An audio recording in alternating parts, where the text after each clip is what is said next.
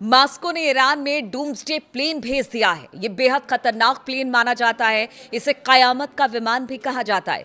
रूस ने तेहरान के इमाम खुमैनी इंटरनेशनल एयरपोर्ट पर एक टुपोलेव यानी कि TU-214PU एयरबोर्न कमांड पोस्ट भेज दिया है, जिसे अक्सर डूम्सडे प्लेन यानी कि कयामत का विमान कहा जाता है। प्लेन की तैनाती ऐसे वक्त में हुई है जब पूरे इलाके में सीज फायर टूटने के बाद ईरान के सैन्य बुनियादी ढांचे पर अमेरिका और इजराइल के हवाई हमले लगातार हो रहे हैं। इसके अलावा ईरान भी लगातार बड़े स्तर पर हमला कर रहा है, अमेरिकी एयर बेसिस को निशाना बना रहा है।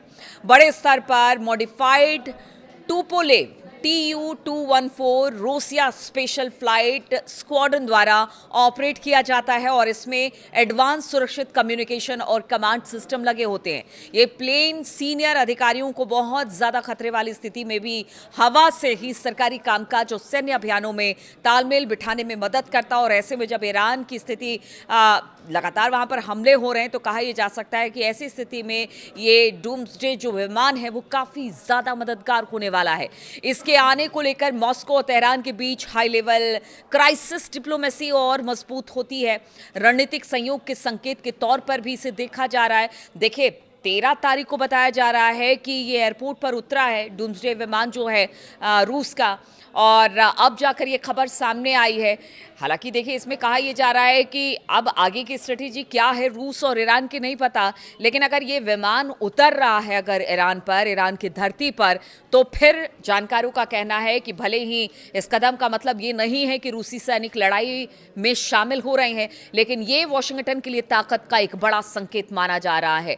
रूस ईरान के साथ करीबी तौर पर जुड़ा हुआ है और बड़े लेवल पर मदद करने के लिए ये तैयार दिखाई दे रहा है। इससे पहले हमने देखा था कि हथियार हो चाहे टेक्नोलॉजी हो, हर तरीके से रूस ने ईरान की मदद की, और वो बार बार कहता भी रहा है कि जिस तरह से ईरान पर हमले अमेरिका कर रहा है वो कहीं से भी ठीक नहीं है। उसकी निंदा लगातार, चाहे वो पुतिन हो या फिर क्रेमलिन के बाकी जो बड़े नेता हैं या अधिकारी हैं, वो करते रहे हैं। ऐसे में आप समझिए कि अगर ये विमान पहुंच रहा है तो काफ़ी हद तक ये मैसेज देने की ईरान और रूस की तरफ से कोशिश है कि ईरान और रूस एक साथ खड़े हैं। अगर लड़ाई और भीषण होती है तो फिर इसके बाद दोनों मिलकर भी जवाब दे सकते हैं। देखिए, सेकंड 80 एयरक्राफ्ट में कॉकपिट की विंड स्क्रीन और सीधे बाहर देखने वाले साइड पैनल होते हैं। बताया जा रहा है कि जो इसकी खासियत है, खबरों के मुताबिक ईरान में रूस के TU-214U एयरबोर्न कमांड पोस्ट को तैनात करने का मकसद जबरदस्त जिस तरह से सैन्य हमले हो रहे हैं ईरान में, उस दौरान एक सुरक्षित मोबाइल हेडक्वार्टर और इंक्रिप्टेड कम्युनिकेशन हब मुहैया कराना है। यानी कहीं ना कहीं अगर लगता है कि बहुत ज़्यादा तेहरान पर हमले हो रहे हैं तो फिर कोई ऐसी महफूज जगह जहां पर सारे कामकाज को निपटाया जा सके इस हमले के बीच में। इसलिए ये जो विमान है काफ़ी अहम माना जा रहा है रूस का। ये मॉस्को और ईरान के नेतृत्व के बीच गहरे रणनीतिक तालमेल और हाई लेवल संकट कूटनीति का संकेत भी हो सकता है। इससे रूस और ईरान के सीनियर अधिकारी बिना किसी के सुने या पकड़े गए, यानी कि इंटरसेप्ट के बिना ही सुरक्षित रूप से गोपनीय बातचीत कर सकते हैं। ये रक्षात्मक विकल्पों में तालमेल बिठा सकता है या फिर संघर्ष के घटनाक्रम में नजर रख सकता है, यानी जिस तरह के वहां क्लैशेस हो रहे हैं उसे लेकर।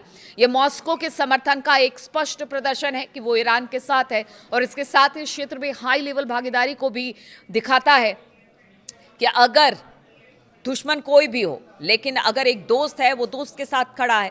दुश्मन के पहले हमले में जमीन पर बने कमांड सेंटर नष्ट भी हो जाए तब भी कहा जा रहा है कि जो ये डूम्सडे विमान है, एयरक्राफ्ट है, वो परमाणु हथियारों के कमांड और कंट्रोल को संभाल सकता है। कुछ लोगों ने इस एयरक्राफ्ट को मिलिट्री कम्युनिकेशन का स्विस आर्मी नाइफ यानी कि हर काम में माहिर कहा है। ये एयरक्राफ्ट बहुत ज्यादा फिजिकल सिक्योरिटी और मजबूती देता है। ये बहुत खास तरह के एयरक्राफ्ट होते हैं जिन्हें बनाना और उनका रखरखाव करना महंगा होता है। किसी भी राष्ट्रपति को ऑपरेशन के लिए इनमें बैठने का मौका नहीं मिला है। 9/11 के आतंकी हमले के बाद भी राष्ट्रपति जॉर्ज डब्ल्यू बुश ने E-4B के बजाय VC-25A एयरफोर्स 1 में रहना पसंद किया था। आज तक जो चीन के पास ऐसा कोई एयरक्राफ्ट नहीं है, और इसी तरह शायद भारत को भी इसकी जरूरत नहीं है, क्योंकि ज्यादातर देशों में कमांड की जो चेन और युद्ध की अनिश्चितता के बीच फैसला लेने का सिस्टम होता है वो पहले से मौजूद है। तो आप देखिए, अगर ये डूम्सडे विमान अगर वहाँ पर उतरा है, कहते हैं इसका परमाणु हथियार का इस्तेमाल हो तो भी इस पर असर नहीं पड़ता है, साथ ही मिसाइलों के हमले हो तो भी इस पर असर नहीं पड़ता है, साथ ही अगर किसी तरह से स्थिति और ख़राब होती है तो फिर रूस और ईरान का कम्युनिकेशन भी होगा। जो यहाँ के बड़े नेता है वो इसमें सुरक्षित बैठ सकते हैं, यहाँ से पूरा कामकाज चल सकता है। इसलिए अब सबकी नज़र इस डूम्सडे विमान को है कि अगर ये ईरान की धरती पर उतरा है तो इसके पीछे का मकसद क्या है। मकसद तो ईरान और रूस ने साफ कर दिया है कि मकसद एक दूसरे की दोस्ती, एक दूसरे की रक्षा करना है, एक दूसरे के हितों की रक्षा करना है। लेकिन अब ये कहीं ना कहीं अमेरिका के लिए संकट की बात है कि अगर डूम्सडे आया है तो फिर यहाँ पर जिस तरह से कहा जा रहा है कि बार बार पूछा जाता है कि कहीं क्रेमलिन या फिर पुतिन की तरफ से या रूस की तरफ से तो हथियार सप्लाई नहीं हो रहा है या फिर बहुत अलग तरीके का जेस्चर होता है। लेकिन इस बार विमान तो उतरा है, लेकिन एक्सपर्ट भी बता रहे हैं कि विमान उतरने का ये मतलब नहीं होता है कि आप डायरेक्ट सैनिक वहाँ पर भेज दे रहे हैं या ईरान की सेना के साथ लड़ रहे हैं। लेकिन इसके मतलब एक तरह से एक संकेत देने की कोशिश है कि अमेरिका भी चेत जाए कि रूस ईरान के साथ है और जब भी ज़रूरत पड़ेगी रूस ईरान के साथ ही खड़ा रहेगा। चलिए, इस वीडियो में शामिल होने के लिए बहुत बहुत आप सभी का शुक्रिया। आप क्या सोचते हैं कमेंट करके ज़रूर बताइएगा।